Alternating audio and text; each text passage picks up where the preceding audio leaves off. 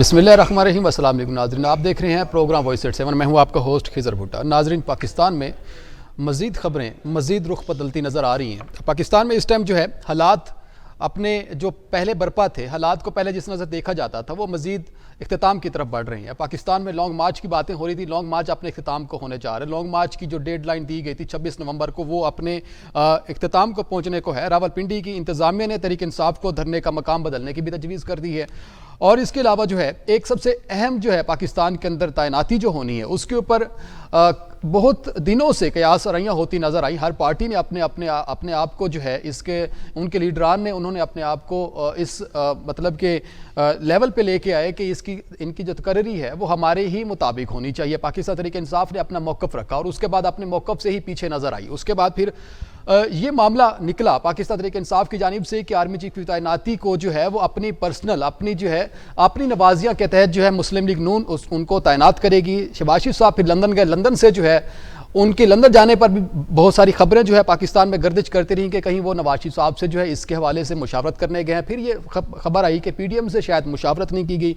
इस मामले को मजीद उछाला गया, इसको मजीद जो है कंट्रोवर्शियल बनाने की कोशिश की गई। और उसके बाद जो है मजीद जो है इसके ऊपर 18 नवंबर को ये समरी आनी थी, लेकिन कल जो है ये आसिफ ख्वाजा आसिफ साहब ने ये बात की है कि उनको समरी मौसूल हो चुकी है, जो कि वजारत दिफा हैं हमारे ख्वाजा आसिफ साहब, उनको ये ख़त मौसूल हो गया है जिसमें जनरल हेडक्वार्टर्स जो है वो GHQ से उनको बताया गया है। लेकिन इसके पीछे ये डिले क्यों हुआ, अभी भी क्या मामला जो है वो हो सकते हैं, नाम फाइनल कब हो सकता है। और दूसरी तरफ जो है जो मुस्लिम लीग नून के लिए एक और बड़ी मुश्किल जो है वो बन चुकी है, वो अभी इस टाइम जो है तस्नीम हैदर का नाम जो है वो खबरों में गर्दिश कर रहा है, जिसमें जो है वो बार बार ये बात कर रहे हैं और अपने आप को जो है वो मुस्लिम लीग नून का नुमाइंदा बताते हैं, अपने आप को फोकल पर्सन बताते हैं अपने आप को, कि जो कत्ल हुआ अरशद शरीफ साहब का और जो इमरान खान साहब के ऊपर हमला हुआ है उसकी प्लानिंग जो है वो नवाज शरीफ साहब ने की। और उसके बाद जो है मैं उनका खुद जो है उसमें मौजूद था और उसके बाद उनकी कुछ तस्वीरें जो है पाकिस्तान तहरीक इंसाफ के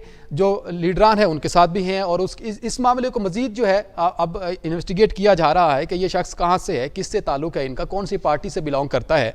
और उन्होंने जो है परवेज़ इलाही से भी जो है अब इसको जो खान साहब के ऊपर हमला हुआ उसमें शामिल तशवीश भी कर लिया गया है इनको।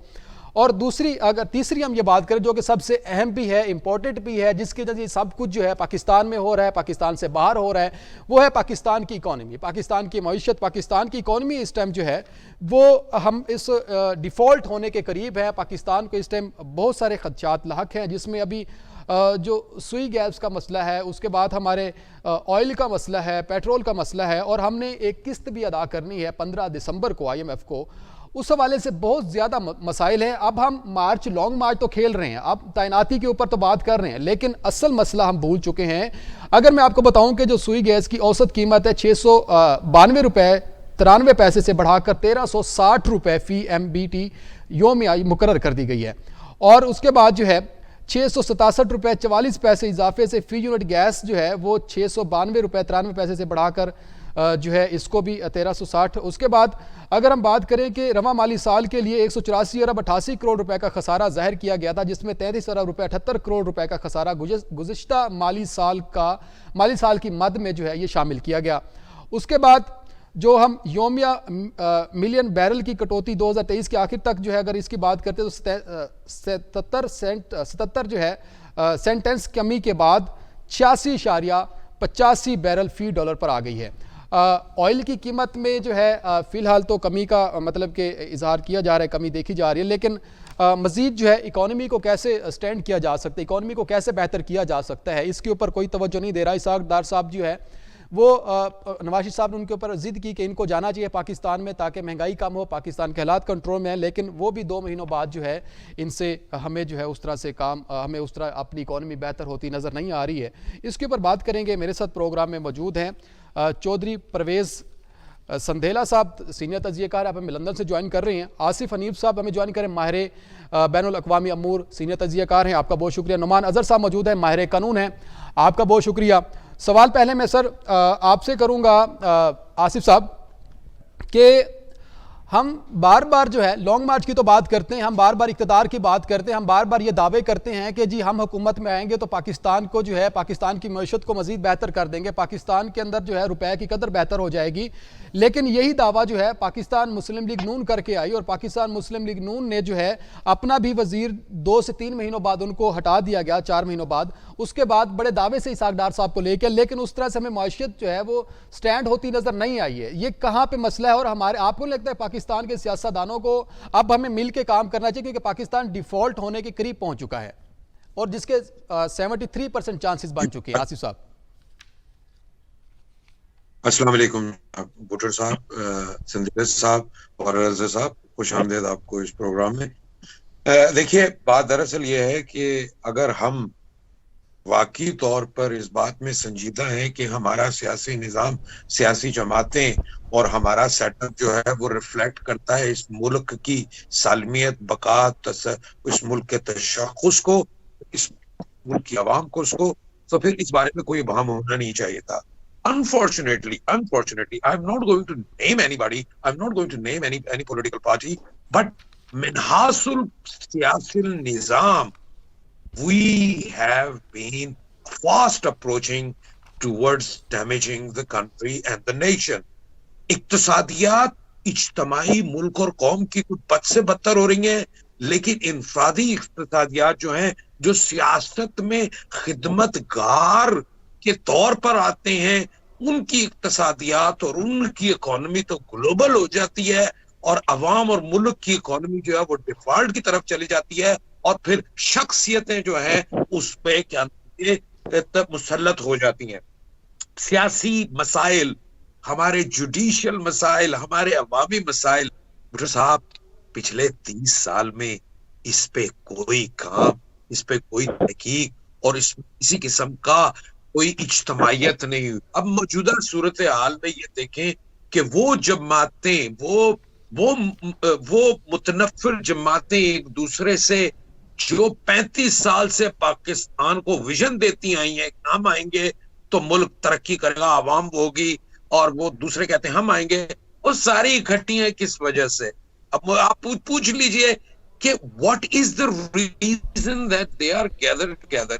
Have they not been able for the last 35 years के पाकिस्तान की खातिर, अवाम की खातिर आपको लोगों ने मैंडेट दिया, तो जब आप एक वफाकी तौर पर, सूबाई तौर पर हुकूमत बने, तो आपको अपनी छाप उतार कर पाकिस्तान और पाकिस्तान की अवाम को रिप्रेजेंट करना चाहिए था, इनके लिए बात करनी चाहिए थी। वो बात नहीं हुई है।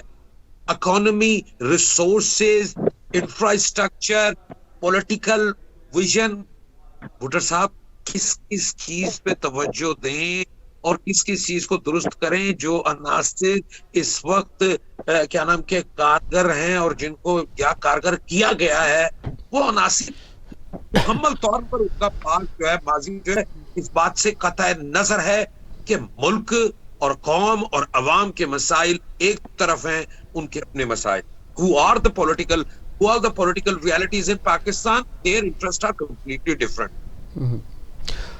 अच्छा सर, आपसे मैं कुछ डिटेल भी शेयर करना चाहता हूं कि इसके हवाले से हम जिस तरह बात कर रहे हैं कि पाकिस्तान को इस टाइम वैसे तो बहुत सारे मसाइल का सामना है, लेकिन इस टाइम सबसे बड़ा मसला जो है वो गैस का बन चुका है और पेट्रोलियम का है, उसमें बिजली की फराहमी भी जो है। लेकिन ये अगर इस साल की हम बात करें कि 328 मिलियन वक़्फ़ फ़ीट रोज़ाना का इजाफा किया गया है, जिससे गैस की रोज़ाना की फराहमी जो है 1554 मिलियन वक़्फ़ फ़ीट तक पहुंच गई है। अगर जिस रोज़ाना यानी कि इसका डिमांड का सामना है वो 1800 से 1900 मिलियन वक़्फ़ फ़ीट तक पहुंच गई है। उसके बाद मुल्क में घरेलू सार्फिन को मौसम सरमा के तकरीबन 16 घंटे की गैस लोड शेडिंग का सामना करना पड़ सकता है। और उसके बाद जो है ये मअतली जो है 28 फरवरी 2023 तक नाफिजुल अमल रहेगी। मतलब कि हमें 2023 तक इन मुश्किलात का सामना करना पड़ सकता है। तो अब हम कहाँ पे स्टैंड कर रहे हैं? मतलब कि हमने अपने मुआहदे जो है वो सबके साथ, खान साहब थे तो उन्होंने भी इसी तरह जो है ईरान से, हमारे ईरान के साथ वैसे ताल्लुकात सही नहीं चल रही हैं, फिर रूस के साथ मामला हुआ, उसके बाद भी हम अपने जो बैनुल अक़वामी हमारे जो इंटरनेशनल रिलेशंस हैं उनको बेहतर करने की वजह हम अपने अंदरूनी मामला से बाहर नहीं निकल पा रहे। तो हम कैसे सामना करेंगे? अब कहीं हम अपने आप को श्रीलंका की जो है वो उस रास्ते पे चला रहे हैं। देखिए, बात दरअसल ये है कि मैं आपको एक बात बताता हूँ। दुनिया का कोई भी ऐसा मुल्क नहीं है, तहकीक करके देख लीजिए, दुनिया के किसी भी ऐसे मुल्क ने तरक्की नहीं की जिसने IMF और वर्ल्ड बैंक पे डिपेंड किया। ये क्लस्टर ऑफ कंट्रोल इसीलिए है कि ये मुल्कों को दिवालिया करें, वहां पर ऐसे लोगों को हुकूमत में लाएं या उनसे कंट्रोल करवाएं कि जो इनके मफादात। मुझे आप बताइए, पाकिस्तान के resources, natural resources, Pakistan is a rich country. Balochistan की अगर आप एग्जांपल ले लें, सुई गैस जहां से निकलती है, वहां पर लोगों को क्या नाम के इसका हक नहीं था। कालाबाग डैम आपकी रियलिटी था ऑन द ग्राउंड। जब बारिशें नहीं होती तो हम बारिशों का रोना रोते हैं, जब बारिशें होती हैं तो हम सैलाब का रोना रोते हैं। लोड शेडिंग आज से 20-25 साल पहले आई, और ये चीजें और कमोडिटीज की कमियाबी या दस्तयाबी जो है, अब ये अवाम पर जो काबिज सियासी नापैद निजाम है, अब वो अपना रेवेन्यू लोगों से बिलों की सूरत में ही ले रहे हैं। यार, पाकिस्तान दुनिया के मुल्कों को उठा के देख लें कि पाकिस्तान की आवाम जो है, मैं तो कहता हूं बदतरीन किस्म के क्या नाम के इस्तेसाम का शिकार है कि जो 1 यूनिट गैस, 1 यूनिट बिजली इस्तेमाल करता है, वो बेचारा 50 यूनिट की वो दे रहा है। अरे, अब हुकूमतों के पास किसी किस्म का कोई विजन नहीं है, सिर्फ यही है कि पेट्रोल में पैसे बढ़ा दो, गैस में पैसे बढ़ा दो, बिजली में पैसे बढ़ा दो, कमोडिटीज को वो कर लो और रेवेन्यू कलेक्ट करो। ये मसाइल किसके हैं? ये मुल्क के मसाइल हैं। ठीक है, आपके नेचुरल रिसोर्सेज में आज हमें 75 से 76 साल हो चुके हैं आजाद हुए।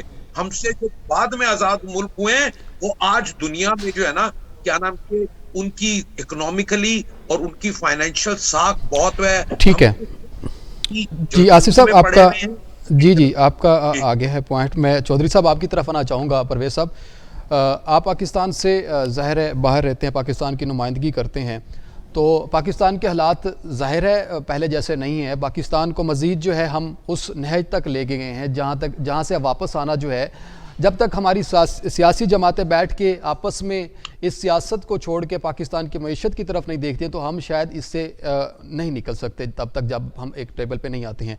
आप क्या समझते हैं कि ये सारे मसाइल का हल कौन सी जमात के पास है, या फिर इसका हल मतलब कौन सा हल निकाला जा सकता है? बेहतरी कैसे हो सकती है पाकिस्तान की?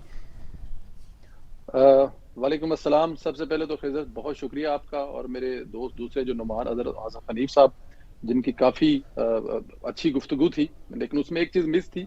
वो जितना पूरे इस सिस्टम की खराबी का नज़ला सियासतदानों पर डाल रहे थे, इसमें अगर एक आध अस्करी भी डाल लेते तो शायद वो ज़्यादा इंसाफ हो जाता। उन्होंने कहा कि ये इनके अपने इनफरादी इनकी जायदादें या बराबर जो भी लफ्ज़ है वो बहुत रखी हैं, तो उसमें एक आध अगर कल परसों वाली जो एक अपडेट थी वो भी डाल लेते तो पता चलता कि ये सिर्फ सियासतदानों की नहीं, दूसरी तरफ भी ऐसे ही हाल है। बट एनी हाउ, इससे आगे चलते हैं।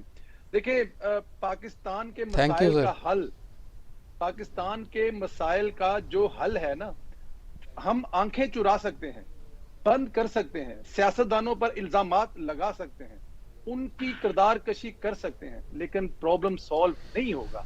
70-75 साल से यही तो हो रहा है कि हम लोग जो कहते हैं ना, एक खास किस्म के लोग हैं, उन पे मुद्दा डाल दें और बात को खत्म कर दें। नहीं, असल मसला ये है। आज अभी आप शायद उस तरफ आएंगे, तकर्री वाले को देख लें, सिंपल सी चीज है, लेकिन सिंपल नहीं रहने दिया जा रहा। क्यों नहीं रहने दिया जा रहा? तो सिर्फ सियासतदानों के मिल बैठने से ये मसाइल हल होते हैं, इसकी मिसाल मौजूद है। बेनजीर साहिबा जब नवाज शरीफ साहब से लंदन में मिली और उसके बाद कुछ चीजें, चार्टर्ड ऑफ डेमोक्रेसी कौन भूला है, चीजें बेहतरी हुई, 2 हुकूमतें पूरी चली, फिर वापस फिर एक डॉक्टरान आई, फिर एक ऐसे बंदे को लेके आए, और उसके बाद जो हुआ वो आपने देखा है। सियासतदान मिलकर बैठते हैं, सियासतदान मिलकर मसाइल हल कर भी सकते हैं, हो भी सकते हैं, और हमें वो होते हुए नजर भी आए हैं।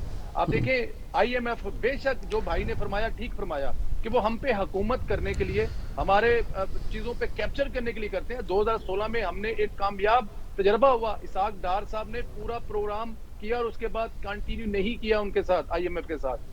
तो प्रॉब्लम सॉल्व हो सकते हैं, लेकिन काम करने तो दिया जाए सियासतदानों को। सर, यही एक बड़ी मोटी सी बात है कि जब सियासतदान अपने तरीके से अपनी हदूद में रहते हुए ये काम करेंगे तो ये मसला। परवेज साहब, ये सियासतदानों को काम किसने करने से रोका हुआ है? सियासतदानों का काम किसने से करने से रोका हुआ है? ये मेरे ख्याल में आपसे बेहतर कोई नहीं जानता कि सियासतदानों को काम नहीं सर, हम तो नहीं जानते, क्योंकि हम तो अवाम है, हम वोट देते हैं और हम सियासतदानों से जवाब लेते हैं, हमें तो नहीं पता, हम तो सियासतदानों के ऊपर बिलीव करते हैं, हमारे मुल्क को सियासतदान ही चला रहे हैं। चले ठीक है, अगर आप ये समझते हैं कि सियासतदान मुल्क को चला रहे हैं तो फिर सियासतदानों को अगले इलेक्शन में जब वो अवाम वोट डालेंगे तो वो फिर फैसला करेंगे कि सियासतदान इस मुल्क में लिए क्या कर रहे हैं और जो सियासतदानों को चलाते हैं वो इस मुल्क के साथ क्या कर रहे हैं। ये बड़ा मोटा सा, इसमें कोई दो राय तो है नहीं है, लेकिन जाहिर है अब आपका प्रोग्राम है, इसमें अगर हम सोशल मीडिया वाली चीजें ऐड कर देंगे तो शायद ज्यादा हो जाएगा।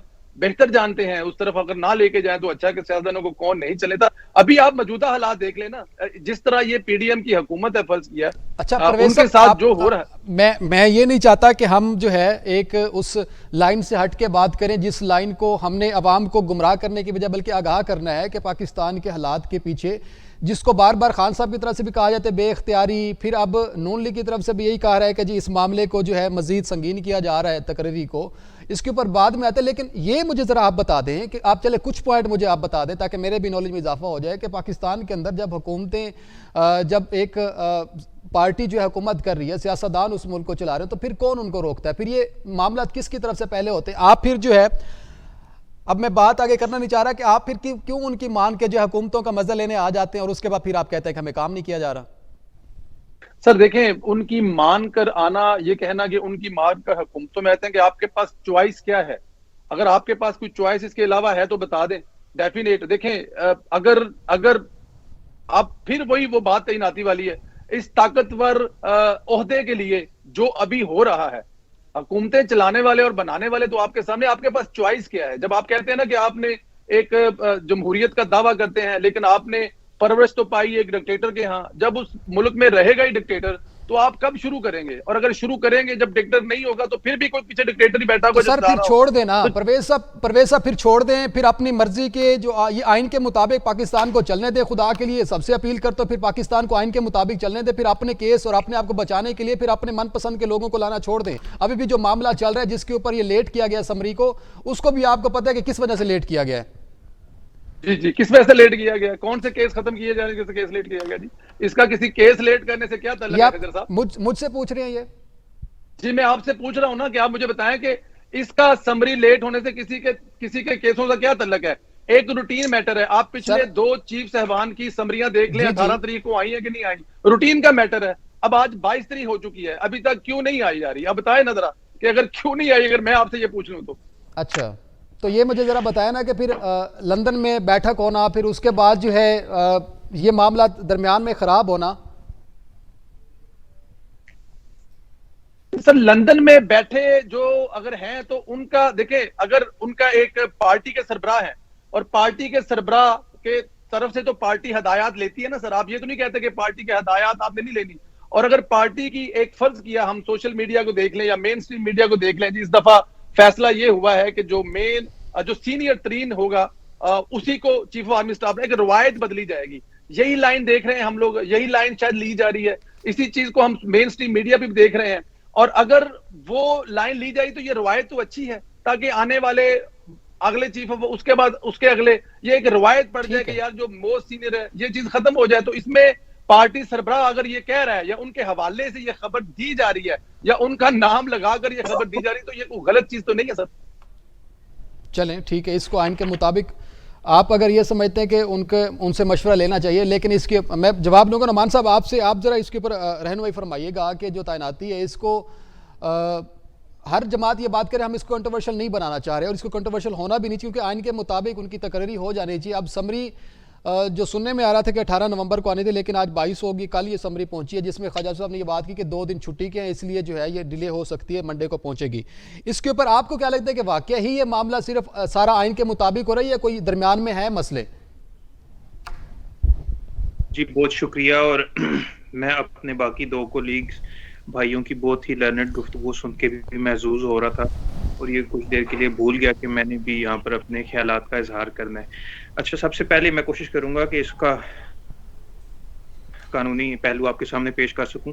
आपने ये पूछा कि इसकी आइन इसके मुतालिक क्या है, तो जो आर्मी चीफ की तकर्री है, ये कोई कॉन्स्टिट्यूशनल पोस्ट में प्राइम मिनिस्टर की तकर्री का जिक्र है, आइन में चीफ जस्टिस ऑफ पाकिस्तान की तकर्री का जिक्र है, आइन में हत्ता कि ऑडिटर जनरल ऑफ पाकिस्तान की तकर्री का जिक्र है, लेकिन ये एक इदारा है, ये कोई पिलर ऑफ द स्टेट नहीं है।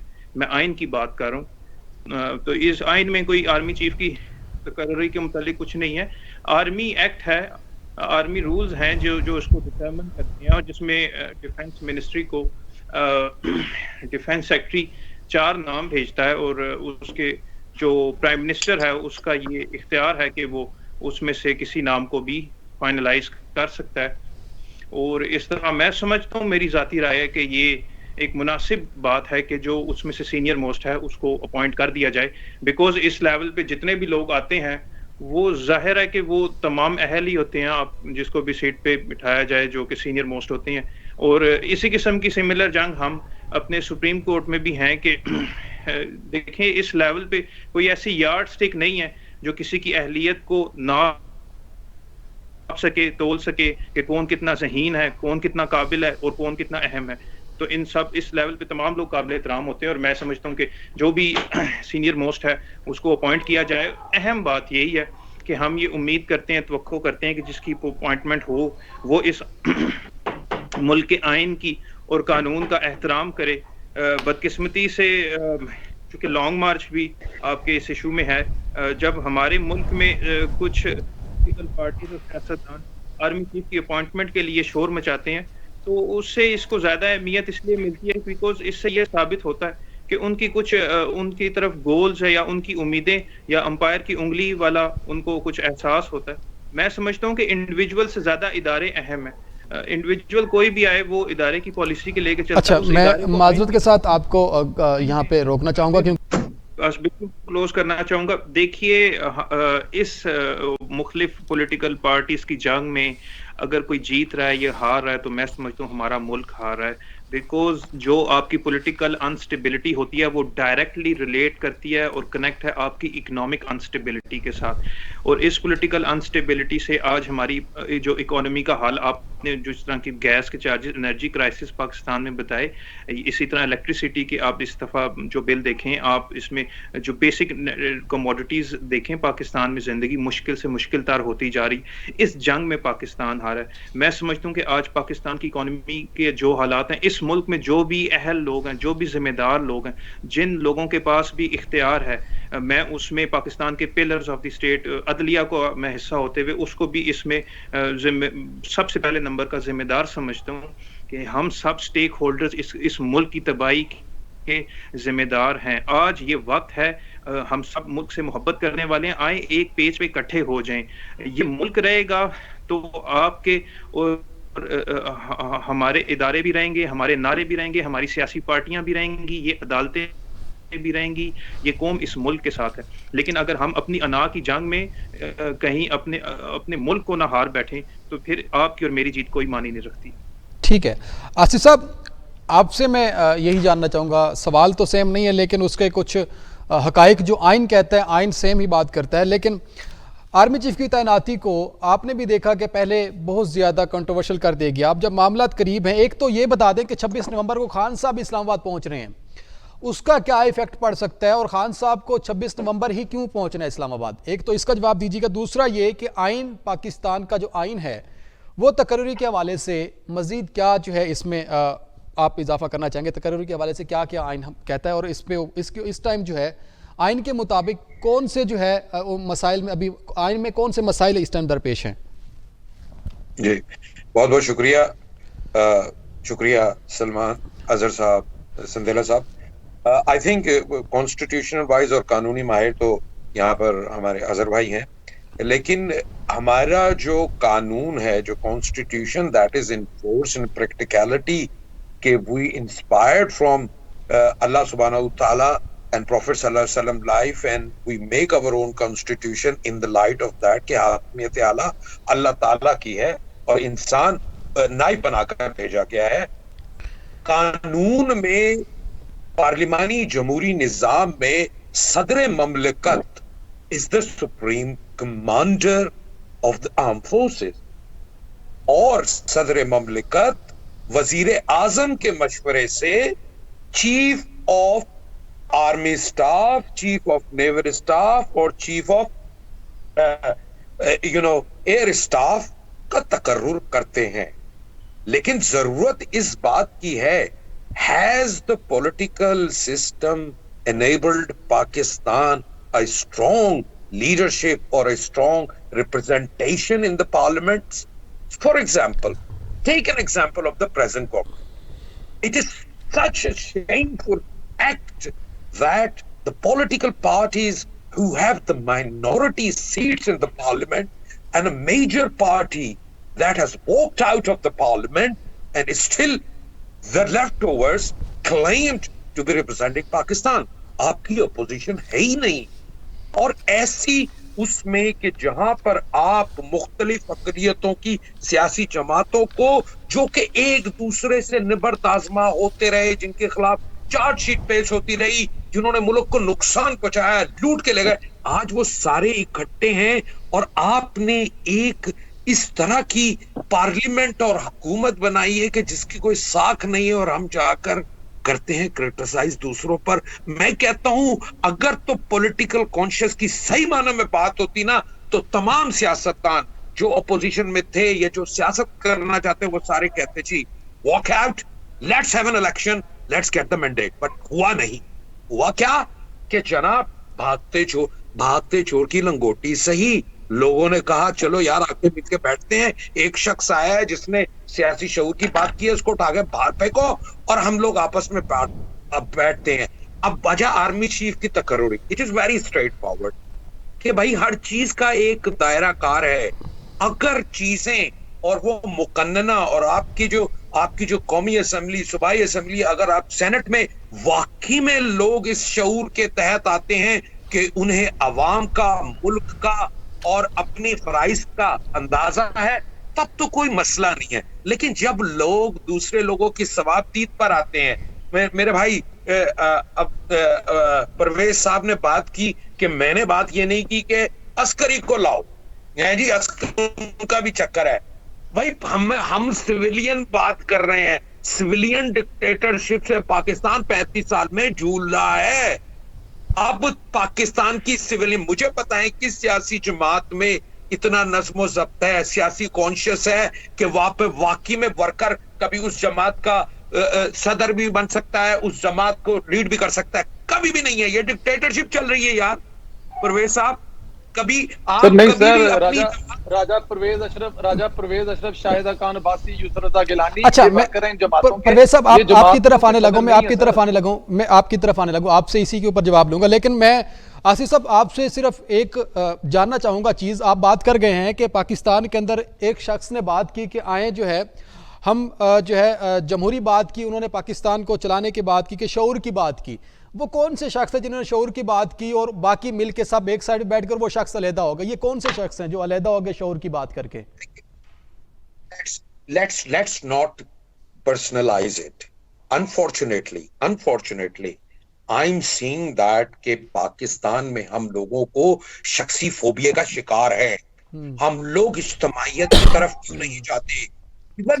Even Imran Khan, and I think if Imran Khan is striving for the political conscience, if Imran Khan is striving for the democratic values and for a system, then he should be standing for the people कि आप सब लोग इस मुल्क की जब तक नुमाइंदगी नहीं करेंगे, कोई एक शख्स फर्द जो है वो ब्रांड बन के निजाम को तब्दील नहीं कर सकता। Empower the people with the conscious, उनको सियासी शऊर से, और फिर वो लोग। अब देखें, अब धरने का चक्कर है। मेरी सिर्फ इस बात में एक चीज पर इख्तलाफ है कि मेरे भाई बात सुने, मुल्क इस कदर खतरनाक दौर से गुजर रहा है। इस वक्त जरूरत इस बात की थी कि हर जगह, हर मुकाम पर जहां जो कोई भी मौजूद है, अपने अपने दायरा कार में रहते हुए मुल्क और कौम की सलामती, बका और उसके तशख्खुस के लिए एक शीशा पिघलाई हुई दीवार बन जाए। ना कि ये करें, बल्कि हो ये रहा है कि अवाम और आम लोग जो हैं वो बेचारे विक्टिम हो रहे हैं। अभी जलसों में लोग मरे यार, मुझे तो ये समझ नहीं आती है। जो जहां पर मौजूद है पहले अपने आप को उसी इलाके में, उसी जगह, उसी मुकाम पर, यार अगर तुम एक विजन की खातिर खड़े हो रहे हो तो उस विजन को न्यूसेंस ना बनाओ। उस जगह पर, उस गली, उस मोहल्ले, उस शहर और उस तहसील, उस जिले में खड़े हो खुद। कब तक सिर्फ शख्सियात के बुत बनाकर उनके पीछे चलते रहोगे? इदारे इस मुल्क के लिए हैं, मुल्क की बका और सलामती है तो इदारे हैं, यूनिट है, लोगों के ओहदे हैं। अगर सर, मुल्क की बका और सलामती अवाम की अक्कास नहीं ठीक हो है गया सर। तो फिर कुछ नहीं। सर ठीक हो गया जी। परवेज साहब, आप रिस्पॉन्ड क्या करना चाहेंगे? इख्तलाफ ये है कि इन्होंने कहा कि एक शख्स खड़ा हुआ और उसके खिलाफ ये सारे इकट्ठे हो गए। मेरी बात सुने, सारे इकट्ठे जो हुए हैं वो कुछ डंडे सोटे लेके इकट्ठे नहीं हुए। वो एक कानून और आइन के मुताबिक तहरीके अदम इत्माद सिर्फ पाकिस्तान में नहीं, पूरी दुनिया के जमहूरी निजाम में है। उन्होंने एक वही जमहूरी निजाम का एक आइन का एक हिस्सा है तहरीके अदम इत्माद, उसके जरिए इमरान खान साहब इक़्तिदार से बाहर हुए हैं। और ये कोई पहली दफा दुनिया में हैपन नहीं हुई है, कानून और लॉ के अंदर रह के हुई है। तो इससे इस पे ये नहीं कहा। और फिर दूसरी ये बात है कि ये सारे इकट्ठे होकर देखें, ये पाकिस्तान के बेहतरीन सियासी दिमाग है। अगर आप इसको नहीं, ये इसमें कोई दो राय है कि इन जमातों में कौन लोग हैं जिन्होंने पिछले 25-30 साल सियासत की है। अगर वो 25-30 सर मेरी अर्ज सुन लें, उसके बाद आप करिएगा। 25-30 साल एक बंदे का सियासत में तजर्बा है और एक बंदे का पिछले 25-30 साल सिर्फ क्रिकेट में तजर्बा है। आप क्रिकेट वाले से सियासत करवा रहे हैं, फिर सियासतदानों को बाहर भेज दे, वो क्रिकेट खेल ले ताकि वो बेहतर हो जाएगा ना। डॉक्टर से ऑपरेशन करवाएंगे या किसी जूती गाड़ने वाले से ऑपरेशन करवाएंगे आप अपने पेट का? ये हो नहीं सकता सर। और जिस बंदे को आप कह रहे हैं, जिस बंदे का आप नाम ले रहे हैं, वो अलहदा हो गया। पिछले 4 साल की हिस्ट्री है, 3.5 साल में पाकिस्तान पे सख्त से सख्त वक्त आया। हिंदुस्तान ने पाकिस्तान हमला किया, वजीर आजम अपोजिशन के साथ बैठकर बात करने को तैयार नहीं है। आप कैसे कह सकते हैं कि एक नेशन को लेके आगे जा सकता है जो अपने मुल्क के लोगों से, अपनी अपोजिशन से, अपने अपोजिशन लीडर से बात करने को तैयार नहीं है? मैं उसको कैसे लीडर मानूं सर? वो आपको मुल्क को आगे कैसे लेके जा सकता है? जो सऊदी अरब के खिलाफ बात कर रहा है, जो ईरान के खिलाफ बात कर रहा है, जो पूरी दुनिया को कह रहा है कि हम गुलामी कबूल नहीं करेंगे, पूरी दुनिया के खिलाफ नारे लगा रहा है, आप कह रहे हैं कि वो मुल्क लेके आगे चले जाएगा। सर ये जुल्म और ज्यादती ना करें इस मुल्क के साथ। इस मुल्क को अगर आगे लेके जाना है तो तमाम सियासतदानों को एक पेज पर बैठना पड़ेगा। क्या इमरान खान साहब ये काम कर रहे हैं? सियासतदानों के साथ बैठकर अगर उनकी लड़ाई झगड़ा जी परवेज साहब, खान साहब ये बात करें कि री इलेक्शन की बात करें तो हम बैठने को तैयार हैं। शफाफ इलेक्शन दे दे बस। अब खान साहब जब पावर में थे तो अपोजिशन का क्या मुतालबा था? मुझे जरा बताइएगा जरा। एक ही मुतालबा था ना कि सियासत इलेक्शन करवा दें। तो खान साहब ने क्यों इलेक्शन नहीं करवाए? क्यों उस वक्त असेंबली नहीं तोड़ दी जब वो असेंबली तोड़ने की पावर में थे? एक वेरी सिंपल सा सवाल है। आप अपोजिशन अगर ये सब जी सर, आपका पॉइंट आ गया। नुमान साहब, आप जरा बताइएगा कि पाकिस्तान में कोई भी जमात जो है वो अपोजिशन में होती है तो वो इस चीज़ को एक्सेप्ट नहीं करती है कि ये इलेक्शन जो है शफाफ हुए हैं, और फिर बाद में ये वाकई धांधली और इस तरह के जो है बयानात देते हैं, और इसी तरह हुकूमतों के खिलाफ जो है मजीद अपोजिशन स्ट्रॉन्ग हो जाती है, लॉन्ग मार्च धरने होना शुरू हो जाते हैं। ये मामला खान साहब ने मतलब कि शुरू किया कि मेरी हुकूमत को जो है बैनुल अक़वामी बैरूनी साजिश हटाया गया, और फिर खान साहब खुद बात करते हैं कि हमारे ताल्लुकात बेहतर होने चाहिए अमेरिका के साथ। तो अब इस मामले को अब मजीद किस तरह से जो है वाइंड अप करेंगे, मजीद किस तरह से इसको जो है एंड करने जा रहे हैं खान साहब?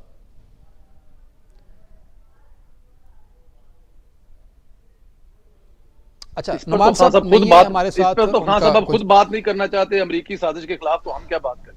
सर नुमान साहब उनका कुछ टेक्निकल इशू है। जी आसिफ साहब, आप जवाब देना चाहेंगे? जी, क्या आप मुझे सुन सकते? जी हेलो जी नुमान साहब, काइंडली आप जरा जवाब दीजिए क्योंकि प्रोग्राम का टाइम खत्म होने को है। मैं ये जानना चाह रहा हूँ कि पाकिस्तान के अंदर इस टाइम लॉन्ग मार्च का जो इख्तिताम है वो किस जो है एंड पे होगा, क्या मामला तय पाएंगे, और उसके बाद खान साहब जो इलेक्शन की बात करें वो इलेक्शन होंगे या अपने टाइम पे होंगे? देखिए, अर्ज ये है कि जमहूरियत में, आइन में तो अगर खान साहब ऑपोजिशन करना चाहते हैं तो उसका एक ही हल है कि वो पार्लियामेंट का हिस्सा बने और अपना रोल अदा करें। बदकिस्मती से जब तक तो आप गवर्नमेंट में होते हैं तो आपको जुडिशरी बेस्ट में अच्छी लगती है, आपको इदारे बड़े अच्छे लगते हैं, लेकिन जैसे ही आप गवर्नमेंट से बाहर जाते हैं तो आपको ये फील होता है कि ये सब इदारे तबाह कौन है। देखिए, जब आप पार्लियामेंट के मसाइल को सड़कों पर हल करेंगे तो फिर अनस्टेबिलिटी आएगी, और जब अनस्टेबिलिटी आएगी तो फिर आपकी इकोनॉमिक अनस्टेबिलिटी आ जाएगी। गुजारिश है कि खान साहब के जो यू टर्न्स हैं वो तो उसमें देखिए ये सारा लॉन्ग मार्च था, आपने धरने की बात की कि आर्मी चीफ की अपॉइंटमेंट किसको नहीं पता। पहले उन्होंने कहा कि बाजवा साहब को एक्सटेंशन देते हैं ताकि मेरी मर्जी की आए। जब उन्होंने देखा कि अवाम नहीं निकली और अब वो कह रहे हैं कि जो भी आप सीनियर लगा दें, हमें माइंड कीजिए अपना जरा दीदार जरा हमें करा दे सही तरीके, क्योंकि आपका कैमरा सही नहीं है, हमें नजर नहीं आ रहे आप सही। अच्छा, तो फिर बस ये गुजारिश करना चाहूंगा कि इस वक्त अगर खान साहब इस मुल्क के ऊपर एहसान करें, देखिए कोई फर्क नहीं पड़ता अगर आप अपोजिशन में चले जाएं, आपकी सियासत खत्म नहीं होती। मुस्लिम लीग नून ने, पीपल्स पार्टी ने खान साहब के पिछले अभी टेन्योर में अपोजिशन में बैठ के सियासत की है। मैं उनका कोई एडवोकेट नहीं हूं, ना मुझे उनसे कोई हमदर्दी है, लेकिन मैं खुदारा खान साहब आपसे गुजारिश करता हूं, इस रावलपिंडी शहर में जहां पर आपकी हुकूमत है, आपने 2 हफ्ते इस शहर को ब्लॉक कर दिया, आपने मोटरवे को ब्लॉक कर दी जहां पर आपकी अपनी हुकूमत है, आपके अपने लोग हैं। Ultimately Lahore high court Rawalpindi bench ने उसमें इंटरफेरेंस करके वो सड़कें खुलवाई, हमारी जिंदगी को मामूल पे लाए। आप चाहते क्या है इस अवाम के साथ? ठीक हो गया। अगर हम अपने घर के चौक पर हल करेंगे तो उसमें हल कभी नहीं निकलेगा। आपको भी फेस सेविंग करनी पड़ेगी, आपको भी बाद में यू टर्न लेके आज 26 तारीख को ये मोटे कलम से लिख लें कि वो उन्होंने एक जलसा करना और वो वापस चला जाना है। काश यही मसाइल आप जमहूरी तरीके से पार्लियामेंट में ठीक है, आपका पॉइंट आ गया, आपकी अपनी राय आ गई। आसिफ साहब, नुमान साहब ये कह रहे हैं कि 26 नवंबर को सिर्फ जलसा होगा और वापस चले जाएंगे, उसके बाद कुछ नहीं होने वाला और ये एंड होगा और उसके बाद तैनाती जो है उसके ऊपर भी कोई मसाइल पीटीए की तरफ से नहीं होंगे, सदर साहब भी अब साइन कर देंगे जो आइन के तहत है। आप क्या कहना चाहेंगे? मैं नुमान साहब की इस बात से इत्तेफाक करूंगा। I think if you are a political, if you are a political party and you are representing the country on a political forefront, and I think Imran Khan has made a biggest mistake by walking away from the parliament, and that is not a political. अगर आप political देखिए, paramount places for progressive politics जो है ना, वो आपके senate और आपकी कौमी असेंबली है। ठीक है, अवाम ने आपको मैंडेट दिया है, अवाम ने आपको वोट दिया है। अब अवाम चाहती हैं कि आप इक्तदार में हो या अपोजिशन में हो, पाकिस्तान के आइन, पाकिस्तान के कॉन्स्टिट्यूशन की रूह के हवाले से उसके तहत जाती नहीं, इमरान खान, नवाज शरीफ और आसिफ जरदारी ये कोई वक़्त नहीं रखते, सिर्फ पाकिस्तान वक़्त रखता है और पाकिस्तान का जो निजाम है। ठीक है, अनफॉर्चुनेटली जो भी आया है उसने सिर्फ अपना ब्रांड क्रिएट किया है। और दूसरी बात यह है कि मैं ये समझता हूं, नुमान से मैं 100% एग्री करूंगा कि भाईजान आपके पास पाकिस्तान की तारीख में इतना बड़ा एक मौका था कि आप सर ठीक है, आपका पॉइंट आ गया है, प्रोग्राम का टाइम जो है खत्म होने को है। नुमान साहब आपका बहुत शुक्रिया, चौधरी परवेज साहब आपका बहुत शुक्रिया, आसिफ साहब आपका बहुत शुक्रिया, आपका मैं शुक्रिया अदा करता हूँ, आपने टाइम दिया। नाज़रीन, आप भी ये सब बेहतर जानते हैं कि पाकिस्तान के हालात जो है, जब तक हम एक टेबल पे नहीं बैठेंगे, मामलात को हम जब तक अपनी मईशत को बेहतर नहीं करेंगे, हम तब तक जो है पाकिस्तान को किसी भी जगह पे, किसी भी फोरम पे सही तरीके से ना तो प्रेजेंट कर सकेंगे, ना अपना फ्यूचर जो है बेहतर कर सकेंगे। ये बहुत ज़रूरी है। लॉन्ग मार्च और इक़्तिदार के पीछे तो भागते हैं, लेकिन हमारे माशरे में, हमारे पाकिस्तान में मईशत को स्टेबल करना इस टाइम बहुत बड़ा चैलेंज बन चुका है। नाज़रीन, मुझे इजाज़त दीजिए, अगले प्रोग्राम में फिर मुलाकात होगी। अल्लाह हाफिज़।